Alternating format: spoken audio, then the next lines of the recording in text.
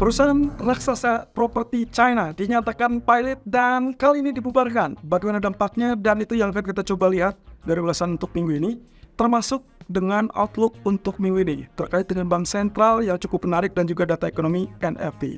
Oke, begini ulasannya. Ya, yang menggerakkan market di akhir pekan kita mendapatkan lagi konflik yang memanas antara Houthi dan juga Amerika. Kali ini masalahnya adalah serangan drone alias kapal tak bertuan, dan itu melukai atau bahkan membuat tewas 3 personel militer dari Amerika.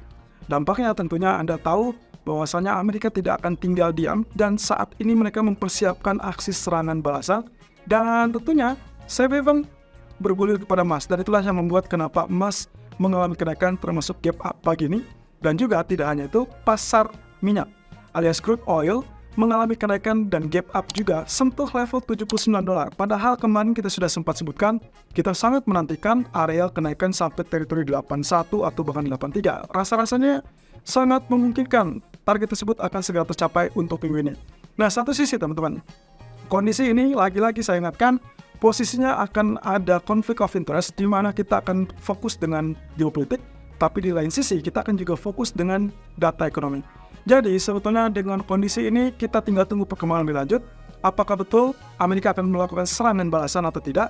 Dan ini kaitannya dengan keterlibatan Iran. Kalau sampai nanti ada keterlibatan Iran di sana, karena ini pun diketahui bahwa kabarnya Amerika akan segera menyerang daerah-daerah yang dicurigai basis Houthi, termasuk itu adalah salah satu tempat yang ada di Iran. Jadi saya khawatir di sini akan memicu pergolakan yang lebih serius. Jadi mungkin saja fokus market akan terpecah antara kondisi geopolitik dan juga terkait dengan posisi dari data ekonomi. Nah, tapi yang jelas kita masih tetap tunggu, karena emas sendiri masih tetap akan bertahan di level resisten tertentu, 2039 sebagai level resisten yang paling puncak, dan juga 2028 seperti yang terjadi saat ini. Sedikit tipis berada di level resisten psikologis. Nah, kemudian data inflasi PCE di hari Jumat ternyata betul-betul melunak teman-teman, di bawah 3,0%, dan itu harusnya menjadi kabar gembira untuk para pelaku pasar terkait dengan ekspektasi pemangkasan suku yang dipercepat atau jauh lebih cepat. Tapi lagi-lagi eksekusinya mereka masih belum paham juga bagaimana kemungkinannya Fed akan bertindak di minggu ini. Jadi semua ini akan fokusnya tetap bergulir kepada FOMC meeting. Ingat, keputusan FOMC bukan terfokus kepada apa yang diputuskan terkait dengan suku bunga, karena 80-95% kemungkinan itu akan tetap tidak berubah, dan semua fokus akan tertuju kepada pernyataan Powell.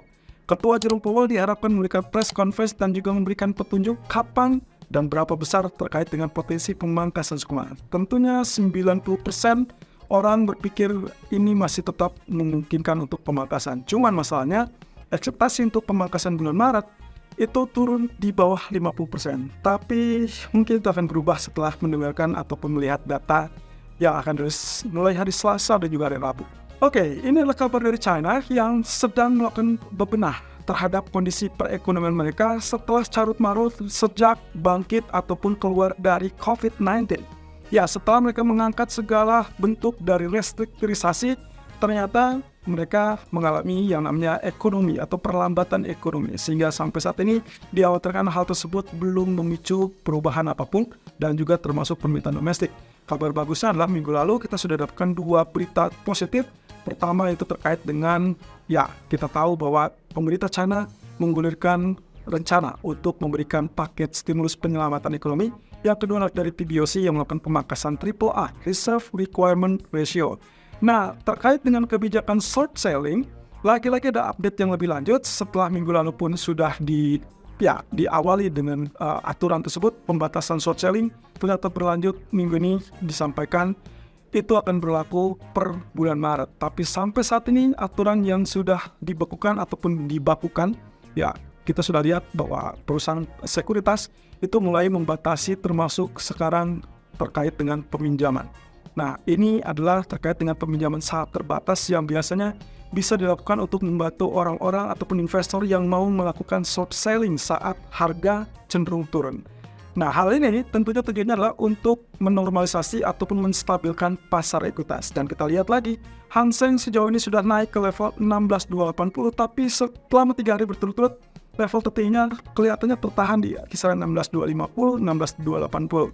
Kita belum lihat 16.500 tembus, tapi saat itu terjadi, siap-siap untuk rally yang jauh lebih besar. Apalagi secara grafik, level area ini cukup bagus ya, dan kita mungkin akan dapatkan pantulan sampai lebih tinggi lagi dari 17.000.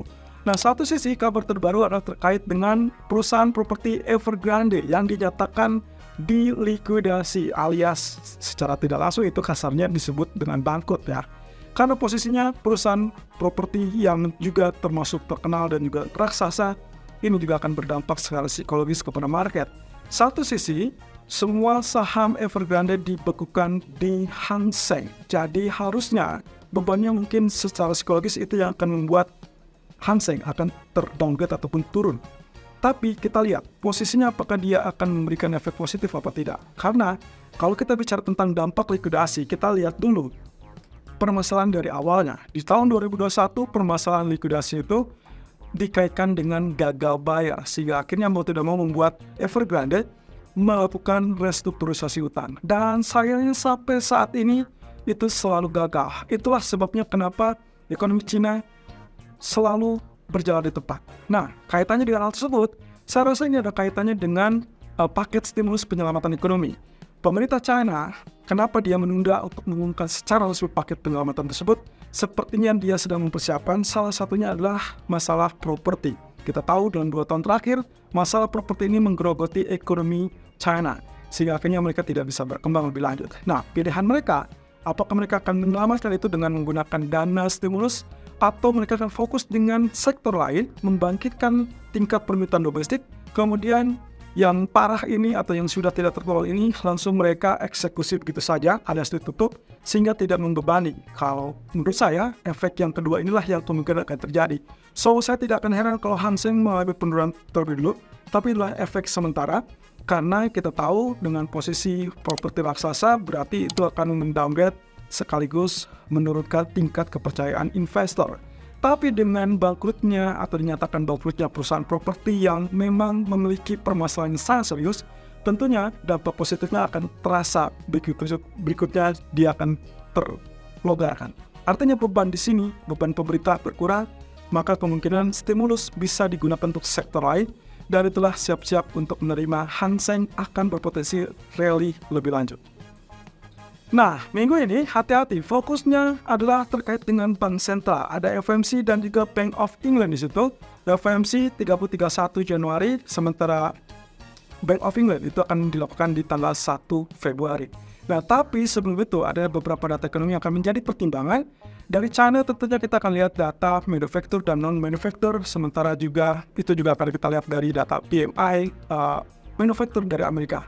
Nah, tapi yang paling penting di sini adalah data job atau jobs data, dan kita kaitkan dengan non-farm payroll di hari Jumat yang paling besar, job openings itu besok, lalu kemudian juga ada data ADP, 3 data yang sakti. Nah, tapi Eropa juga tidak kalah menarik karena kita akan lihat data inflasi. Hal ini tentunya akan memberikan gambaran lebih lanjut apakah ECB sudah tepat melakukan tindakan mempertahankan suku bunga dan juga sikap hawkishan. Kalau tidak, siap-siap euro pun kemungkinan juga berpotensi turun. Nah, sementara geopolitik saya simpan ke poin terakhir karena lagi-lagi saya tidak terlalu percaya dengan geopolitik karena itu biasanya gampang diredam. Jadi kita tinggal tunggu perkembangan lebih lanjut apakah geopolitik ini akan terus memanas atau redam seiring waktu. Dan fokus utama tetap data ekonomi. Ya, kita akan ketemu lagi di sore hari dengan live streaming dan kita akan kupas lebih tuntas untuk potensi Hang Seng, juga emas dan juga USD Japanese Yen tentunya.